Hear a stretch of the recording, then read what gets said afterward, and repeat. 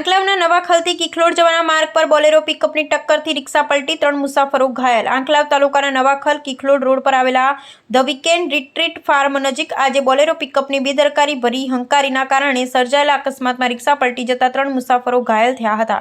મળતી માહિતી મુજબ વડોદરા જિલ્લાના સિંગરોટ ગામના અજીતભાઈ ઉર્ફે ભોપો રણજીતભાઈ જારિયા પોતાની રિક્ષા નંબર GJ06 BZ 5577 લઈ ગોત્રીથી ખંભાત તાલુકાના કોડવા ગામ તરફ 2 મહિલાઓ અને 1 પુરુષ મુસાફરને લઈને જઈ રહ્યા હતા। તારીખ 12/7/2026ના રવિવારના રોજ સવારે આશરે 11 વાગ્યે નવાખલથી કિખલોડ તરફ જવાના ધ વીકેન્ડ રિટ્રીટ ફાર્મ નજીક પાછળથી પૂરપાટ ઝડપે આવી રહેલી Bolero pickup number GJ06 BV 5197 પહેલા Creta car number GJ23 CB 3032 સાથે અથડાઈ હતી।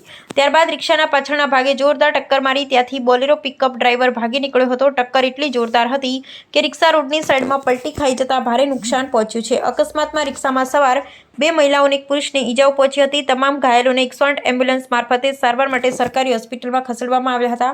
આ બનાવ અંગે આંકલાવ પોલીસે બોલેરો પિકઅપના ચાલક સામે ગુનો નોંધી વધુ તપાસ હાથ ધરી છે।